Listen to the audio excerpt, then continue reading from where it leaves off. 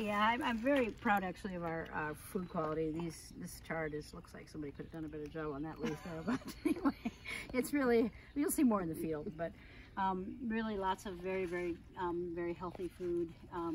These herbs, parsley, that's really, smell that, it's so strong.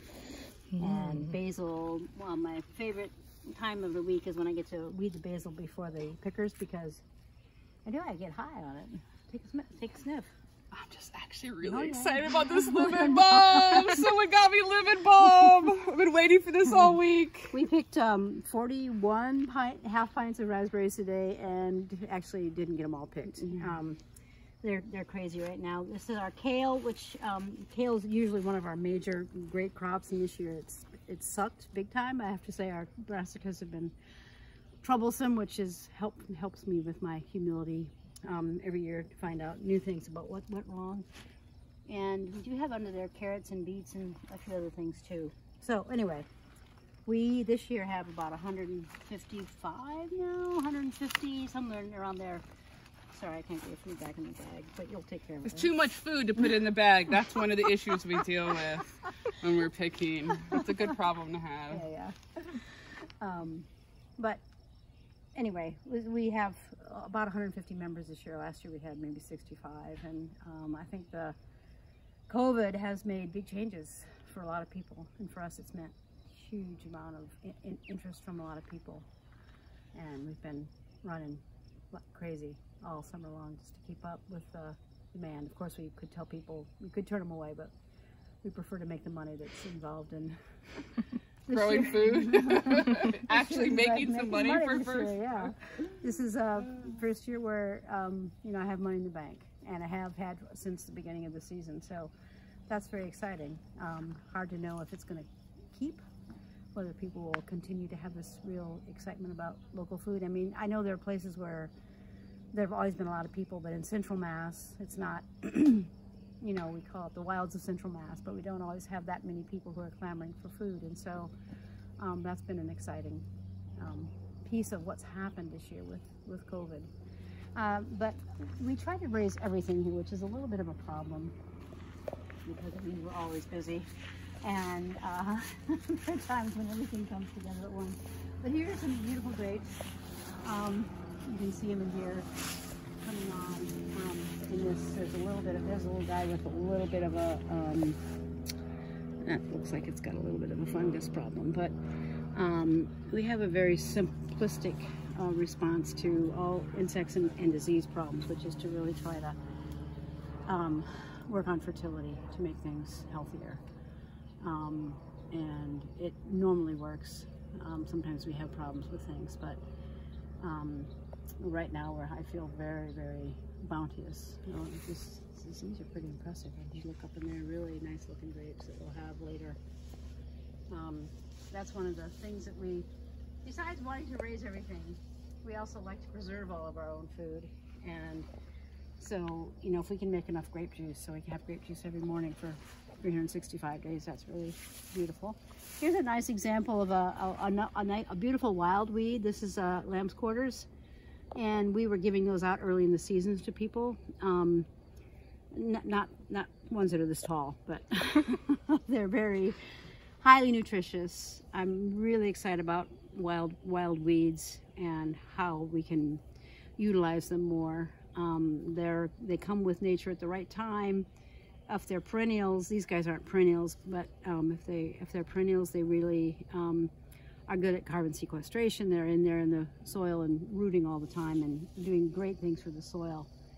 So that's one of the things, after I retire from my NOFA job on August 31st, I hope to get more into herbs and weeds and wild plants, and understanding all their value, and then also selling it to my CSA members, as in, this is in your bag because, you know, why you should like to get that. Here's some burdock over here. Burdock is a great root for liver, you know, liver support. Digging these up and drying them and putting them in your tea, or you can even have them, if they're small enough, you can have them like sauteed, or you know, in a soup. Sometimes these roots you can cook and then puree it, and so that you don't have that they're hard to digest sometimes when they're in their wrappers. But on a bad day, it feels a little overwhelming to walk through and have to deal with all this food and everywhere we look. And on a good day, an exciting day, it's like, well, here's something else coming in. Blackberries here, that will be coming. Here's one of our perennial friends. I've tried to make peace with these bindweeds, which are the wild morning glory. They really will come in and destroy anything. But I think I appreciate invasives, plants that are constantly trying to reclothe the earth. That's part of our carbon deal, is that when things are green and photosynthesizing, we're getting more carbon sequestration, and that's, so if we can figure out how to work with them instead of, you know, feeling that they're the ultimate enemy, then that's, you know, that's a good thing to work on, to practice. And here's another interesting, the thistle, common thistle, that I want to study more, because I'm pretty sure that there's a lot of food value in this guy too. They're everywhere. A lot of these things have appeared more so on our farm since we've been more limited till, because they have an opportunity to get a foothold in a way that things don't when you're constantly rototilling. So, a couple of things I wanted to point out here. I think you'll notice the real dark greenness of, these are peppers right here, and we'll go down and see the corn in a minute too. It's an interesting factoid that even though there's a lot of iron in the soil, and you'll find oftentimes a soil test will show you that the iron is in sufficient quantities, it's not very bioavailable. And so we work with the Advancing Eco Agriculture folks in Ohio, and one of the things that we put in our foliar mixes is iron. So we're seeing these really beautiful dark green plants. And just if you can take a look over there, some blueberries that we've, you know, of varying ages, older ones and younger ones, that are in season right now. This strip right here of perennials goes all the way down the middle of this garden, and we've been putting in more of these perennial strips everywhere in order to enhance pollination and enhance habitat for pollinators. And then we get really great flowers, and some of these are herbs that we serve up in our CSA, like there's some peppermint right here, for example. Really nice right now, with the weather being just perfectly perfect right now for growing. You know, heat, and then rain. We had 2 inches of rain Wednesday night, another inch of rain yesterday afternoon. These crops like basil, they're very, very healthy. One of the things I need to do, I think maybe actually Claire was going to do this today. She made that, I think she did. She planted, you can see this clover seeds here. These plants are big enough. We try to mulch as much as we can, but we've run out of time.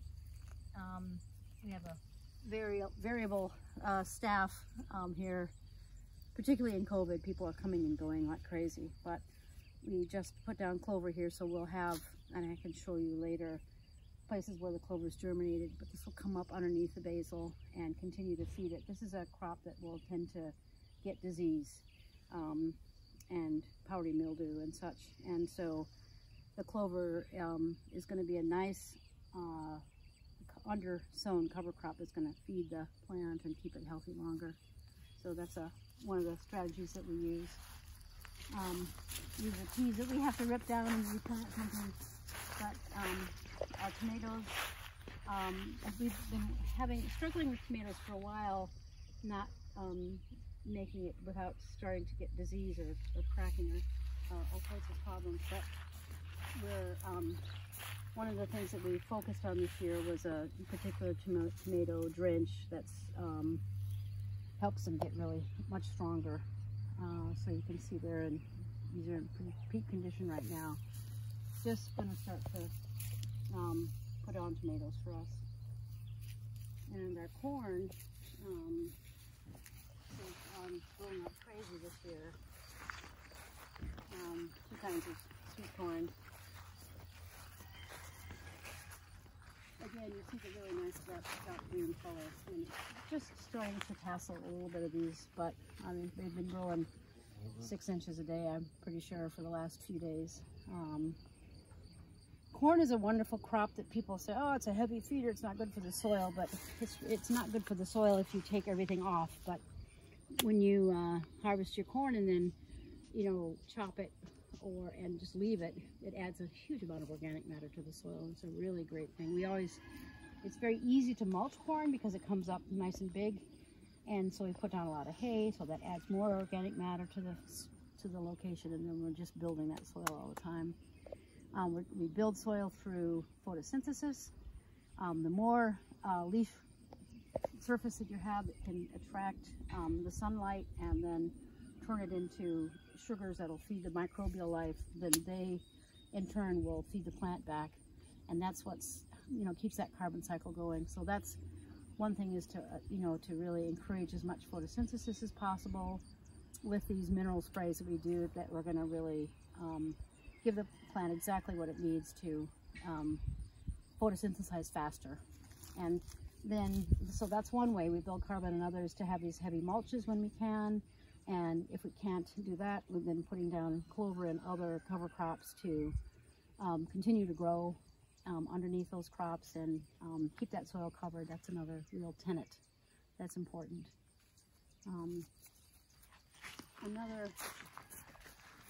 Take a look at those raspberries over there. A long time ago we planted those 5 rows, short rows of raspberries. That my big mistake was that I planted them too close, but we can actually go a little closer if you want. We just harvested 41 half pints off there this morning, and we had to the CSA, but we ran out of time, and we still have tons of things to fix there. So oops, there's a Japanese beetle there on there. You know, it's still doing quite well. This is Latham. It's a variety my mom raised, and I got them back from her in Illinois in 1984.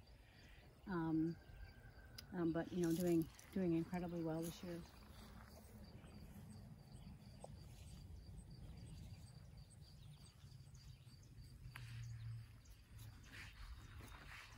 These beets are getting a little weedy here, but our plan is to we just almost finished this bed today, and then we have another bed here. We're turning those beds over as fast as we can and replanting them.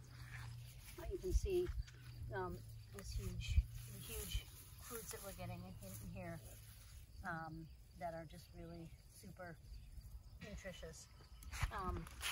Doing really well. Can you see it there? They're just really nice big roots on there. And these are they've been around for a while now, but their leaves are still looking pretty nice. Really happy with those. Carrots, nothing to write home about too much, I would say. This year they're okay. But I wanted to show you specifically the chard. We often have very good chard, and this year our chard is better than I think it's ever been. You can come down here, Christine. I'll show you some of these marks that we have. And we have all this these big leaves that are really photosynthesizing. They're really building the plant you know, productivity, I guess. That's a nice lamb's quarters here still too. But we have a little further down here, you can see really big ones that are pretty impressive plants. It's nice when you get something that's really happy where it is. And constantly trying to replicate that and, you know, figure out what we did right to continue that process. But very happy with this chard. Very bright, very colorful. And it's also sweet tasting. I think people oftentimes don't like chard because it can be bitter.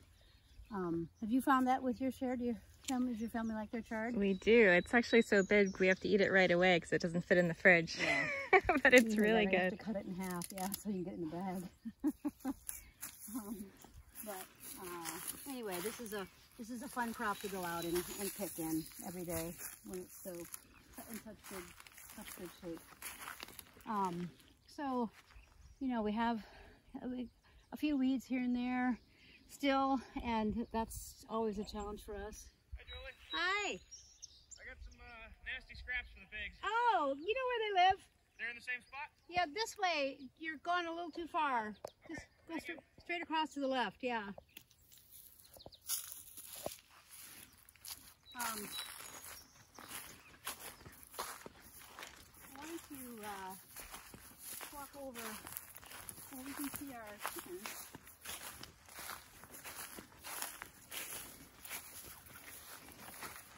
Oh, we got a little bit of corn on these guys already coming. This is another variety. It's not quite as robust as that big variety that we saw before, but looking pretty healthy. We've been struggling with our chickens, and most recently we have a lot of predators coming in at night, and they're getting in little holes. We have our dogs chained out here at night, but they get in the tiniest little holes into the houses, and the dogs can't reach their chains. Don't let them reach all to the houses, but you know, that's one of these the challenges of farming. Is just always, you're always trying to figure out how to outwit natural forces. These chickens are moved every day from this spot to a new spot along that grass, and they come from over there and then across, and we fertilize our grass really well this way, and then we use that for we cut it at early in the spring and sometimes in the fall and use it for mulch, and so we really build that cycle. And then we end up with very, they obviously eat organic grain, but they also get a fair amount of what their diet off of the grass.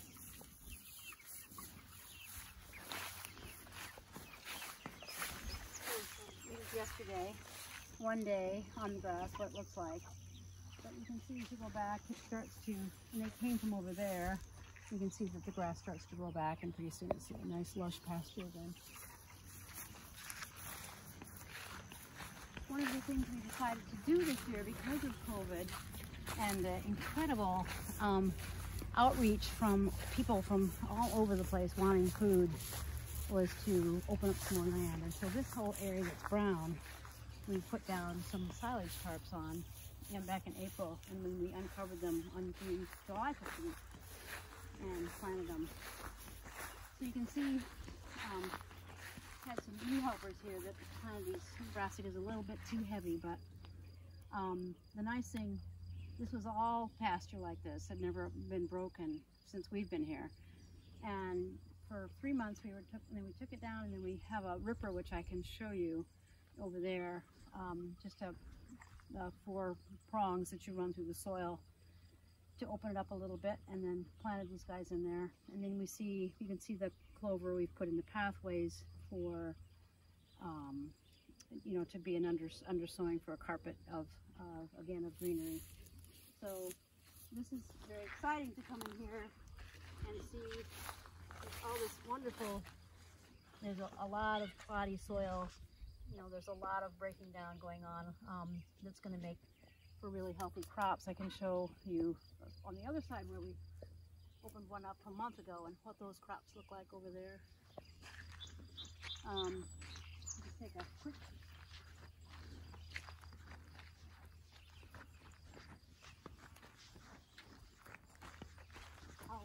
last year was a big peach year. We had so many peaches they were breaking all the trees.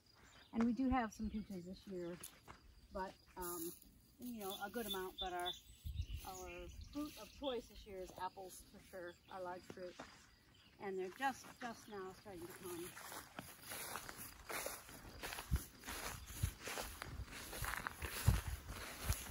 Under these trees, we plant comfrey. We have comfrey all over the farm. It's really one of my favorite plants, and I'll harvest them on the way back so we can give them to our turkeys. Turkeys just go crazy with the comfrey. But anyway, here's a tree that's starting to produce this right now. It's an early apple. I think it's a yellow transparent. I have to check the list. But, you know, these are not that great of an early apple. Not that tasty, but they're tasty enough for July. Here, would you like to have one to eat? Oh, sure. Yeah, they're just starting to come. And they'll get a little bigger and a little yellower. But really, you can see really healthy trees this year. And we struggled a couple years ago with, let's see, this is 20, 19, and 17 and 18. We had a really bad infestation of the gypsy moth. Came through every 30 years or so. We had them in the 80s too. The gypsy moths came and just wiped out all of our apple trees and our blueberries and a lot of the oaks on the road, and then came back again the next year. But we, you know, last year was a rebuilding year for them, and then this year they're really coming up great with crazy numbers of apples.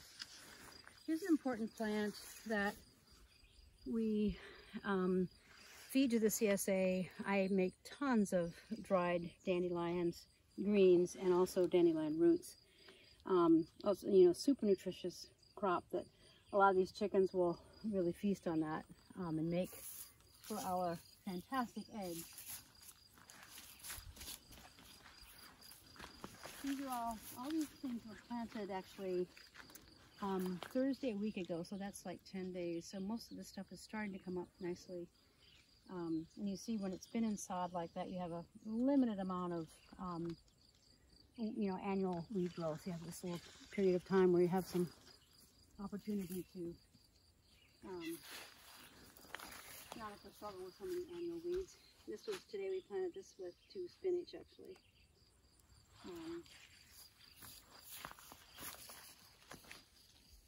This is our cucumber and squash, and there's some soybeans here, edamame for eating, and then really healthy cucumber plants. I came through here 2 weeks ago and planted this clover as an undersowed, and here it is, it's coming up, and pretty soon there'll be a wonderful clover carpet here, which will really support the nutrition of these cucurbits. We're big into purslane this year. I don't know, I'll have to really check out why that is. We're having such a rush of purslane, but it's another edible that you can put in your salad. It's a succulent, and those are usually really high in vitamin A and C and lots of good things.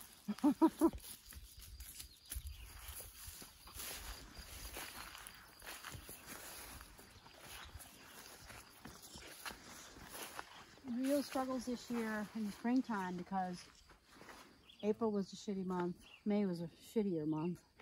Cold, snow, frost. We had a frost on May 30th, June 1st. I guess it was May 31st, June 1st. I can't remember which day it was exactly, but a lot of these guys got frozen off. Some of them have come back and we replanted some more. But since then, you know, June was a little bit dry, but we have come into a really nice period now where there's a lot of rain. And so a lot of rain, a lot of heat, a lot of rain, a lot of heat, back and forth. And we're seeing some incredible growth right now.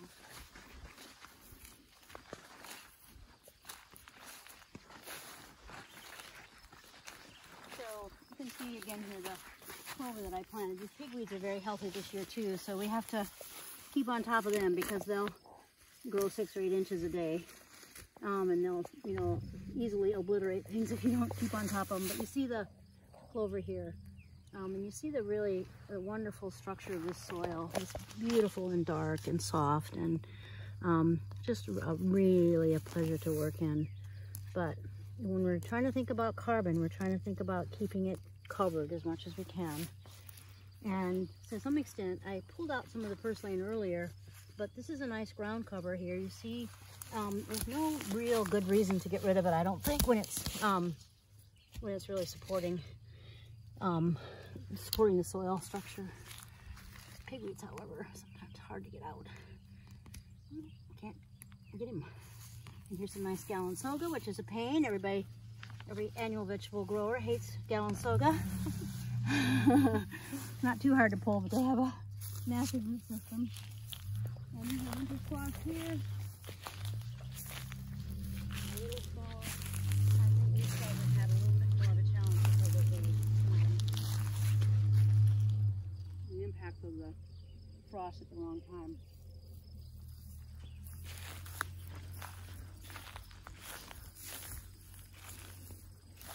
stay up with the potato beetles this year. Last year we were blessed to have almost no potato beetles. They've come in, we come through and knock them into pails, and also have upped our nutrient base to help them build a stronger immune system.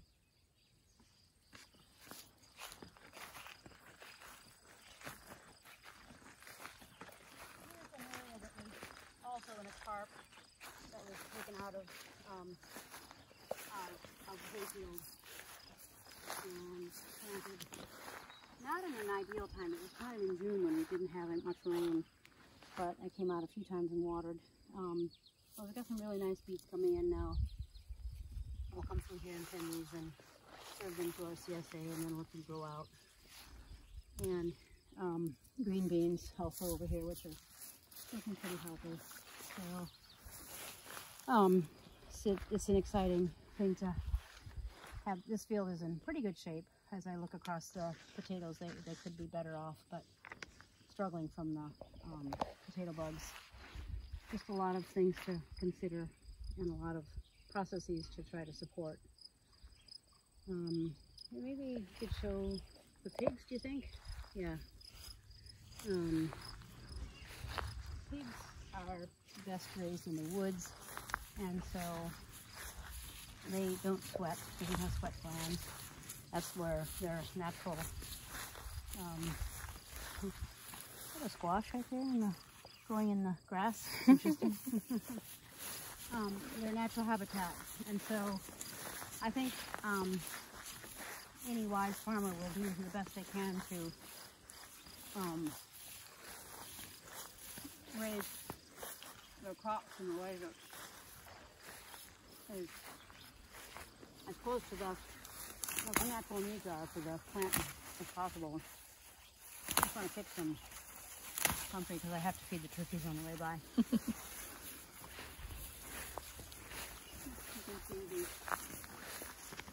apple trees loaded, and also some of our peach trees have plenty of peaches. It's not the crazy amounts we had last year.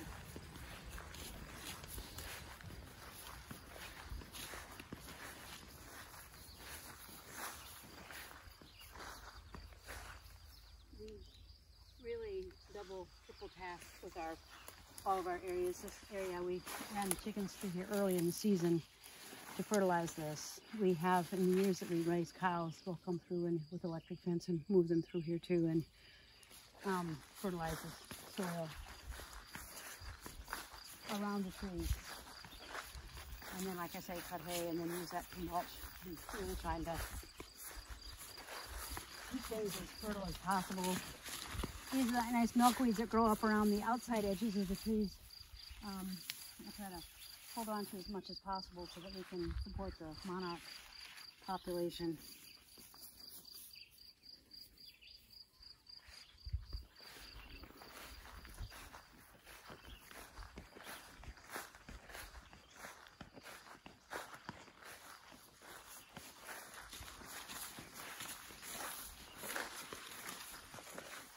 This year, as I moved to retire from NOFA, which I've been doing for 35 years, and it's been my major, where I put most of my professional energy. I've always farmed, but I've always had to do it somewhat more part-time than I'd like.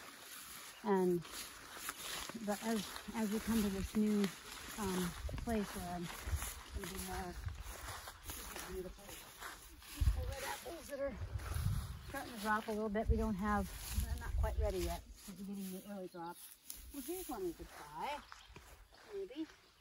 We do have some bug damage. You want to try that one? Sure. Yeah, we do have some bug damage on some of these, and you know, it's not what I would say, for the most part, not commercial quality apples, but we continue to try to get better at raising fruit that's less blemished and has less insect problems. Anyway, I've not been able to put all my energy into farming all these years, and I'm looking forward to a time after I retire to really double down and, you know, do it all a lot better. I'm going to walk across and show you some lettuce. Here. Strawberries over here that we needed. Always difficult to address the crops that are going out. And here, this root broccoli, which has not been, the Raspberry family has not been very kind to us this year, but we dropped a bunch of cover crop seeds here today too to help bring them along. And if you look carefully amongst the weeds, you can see the quality of this lettuce here. Lettuce is a pretty, one of our better crops that we really enjoy raising. And we've run through thousands of heads of that every year. This stuff is getting ready to pick.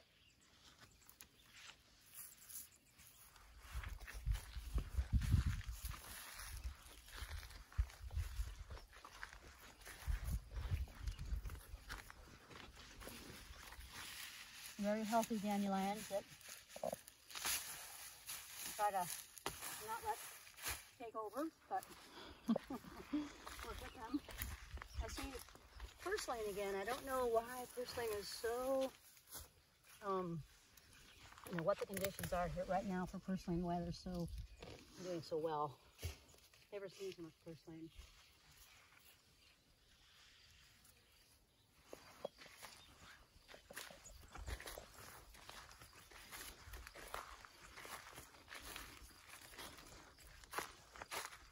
Beans are another crop that we have struggled with getting leaf damage from Mexican bean beetle, and trying to work with that to do a better job on the beans too.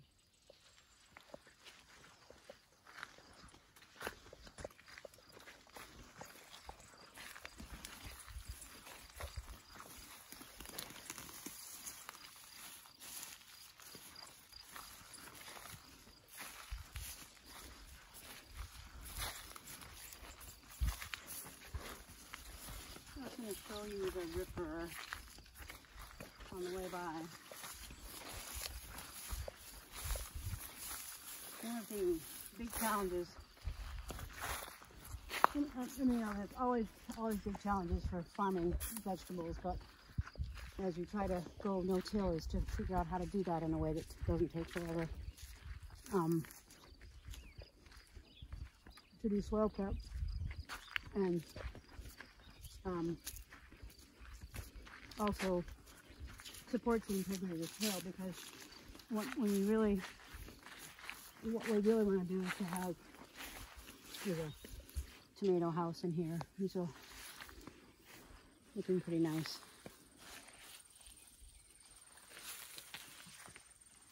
You know, wanting to keep the soil covered and not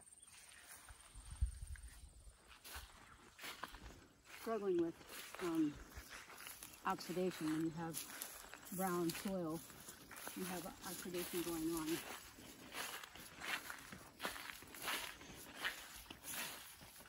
So at first we were trying to go with no tillage at all, and then we acquired this stripper, which is what I would call a more limited till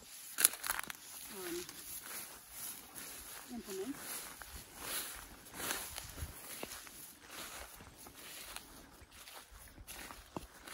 And I have a deal with myself where we'll just use it once a year, as much as, not necessarily once a year, but only as much as once a year. We did have a rototiller for 30 years or so, and we're, you know, constantly tilling the soil and kind of trying to just stay even with fertility. And as we've tried the various methods to be limited or no-till, we've certainly realized the fertility and then the food quality has gone up significantly. But this is just a very simple implement we put behind our Ford Foliar tractor. This is another important tool for us, our rotary mower. We cut all our hay with it. Sometimes if we want to cut down a bed, well, the beds are laid out so that the tractor can go over them when we go through and mow things down. Let's use that.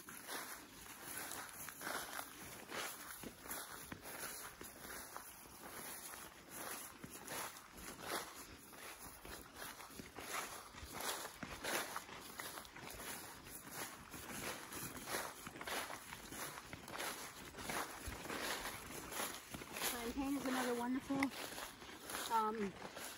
natural member of the community here. That's one of the wonderful things about this is if you get a bee sting, which they're very likely to get this time of year, you just take it and chew it like that and get it all masticated, and then you can slap it on the burn or the bee sting or something. It'll almost instantly take away the pain. So good to know your herb.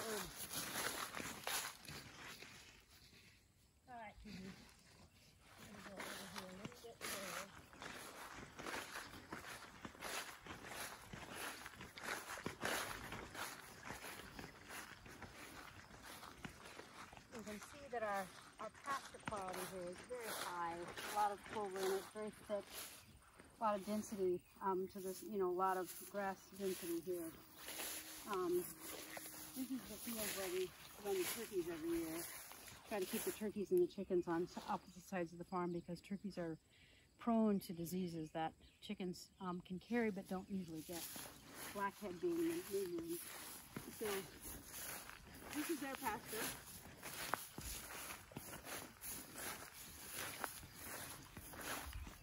Another wonderful apple tree I like to walk by every day.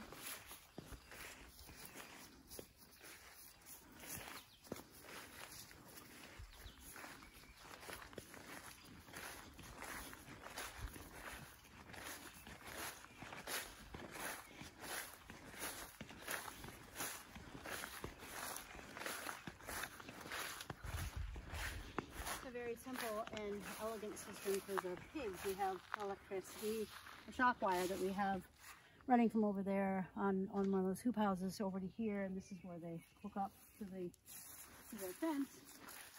And then we bring a hose in and hook that up to an automatic water system. Hello, pigs. This is where we bring tons of green things to eat every day. Right here you can see that they've cleaned it out again.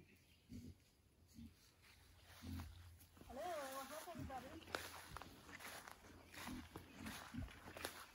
You want an apple?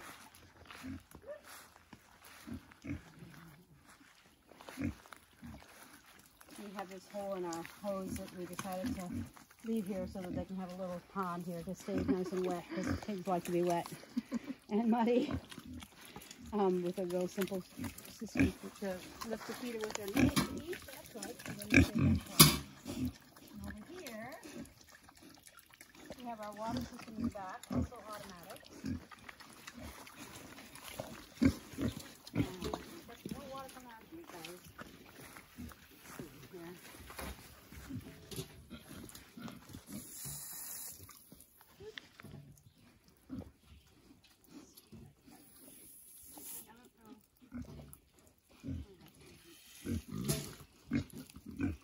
This is a nice system where you just, if you're a pig, you just push your nose right on there like that, and the water comes out and gives you a nice drink. So they're pretty smart animals, and they can take care of most of their needs. And we just come out and feed them. And then every 2 to 3 weeks, we move them into a new spot in the woods, and they have a new area to rip up and explore in. And later in the season, they'll get various nuts and such to finish themselves off with, and whatever we bring them to eat too.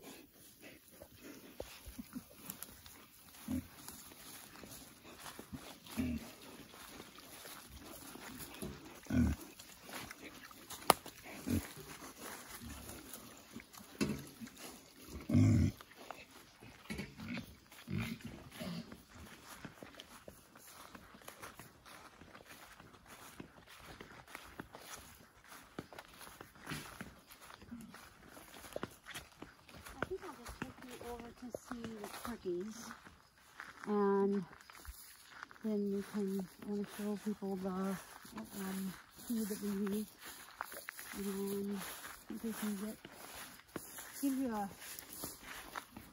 snapshot of all the things we do. You do a lot. Maybe I'll take you down to the basement too and show you some of the liquids that we use for fertility. Along with going limited to no-till over the last 6-7 years,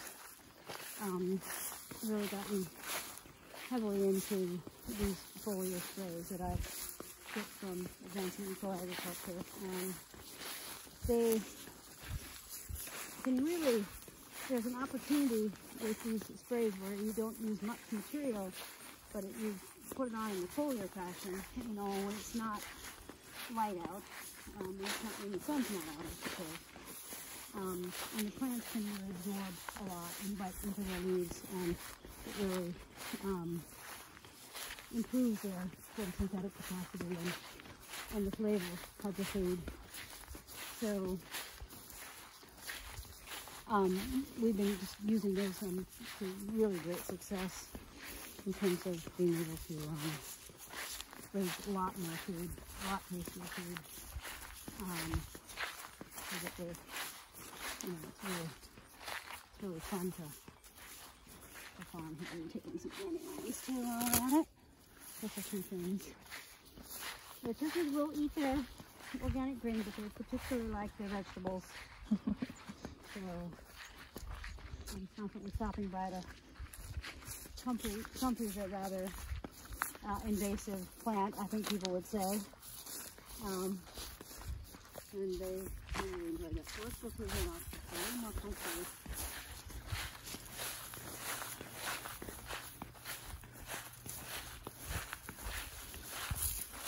Some nice yellow dock here. This is another plant that yellow dock is a very, very good iron source. I have a friend who was having trouble when she was having her last child, getting her hematocrit up, and really started taking yellow dock tinctures and really had great success getting herself back in line.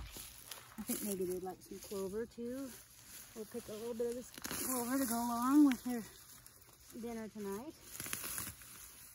And we were reading while we're at it. A little that bindweed, which is ubiquitous. So that could be very tasty. Ooh, yeah. There you go. Thank you. Yeah.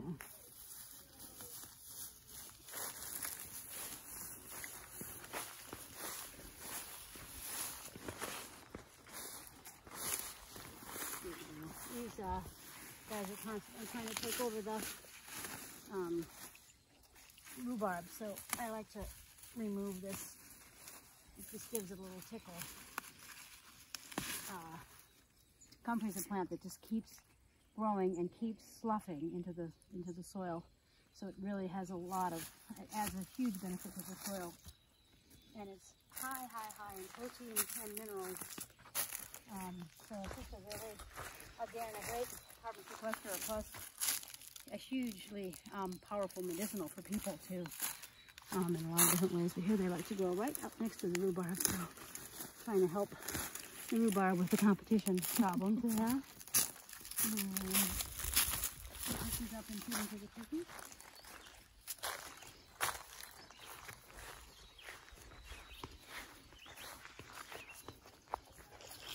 These little kids just got moved out today. They're 3 weeks and 1 day old.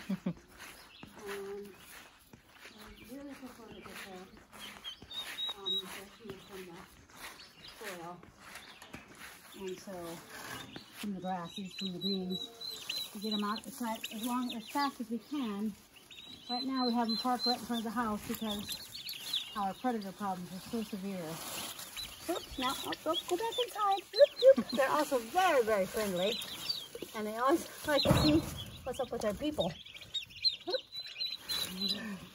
So you can see how they really go in there and attack that comfrey and say, oh, this is what we really like. And talk to it and really enjoy it. So we'll tool them around this our front yard for a week, and we'll slowly get them out into the field and move one of our dogs. Tie them up on one of our dogs on the house so we can hopefully keep the, I think it's a weasel or a fisher cat or something that's getting into our houses right now and giving us a lot of shit. I always like to proselytize for people who are raising animals to really use certified organic grain or non-GMO grain, one or the other. That, you know, I recognize that the grain is sometimes twice as expensive as the conventional stuff, and people think they can't afford it. But I think one of the things that we can, as farmers, can do to support climate change amelioration is to stop supporting the use of GMO crops. And so, you know, corn and soy are planted in millions and millions of acres in the heartland, and not only for animal feed, but also for human consumption. Really bad for us, really bad for the climate.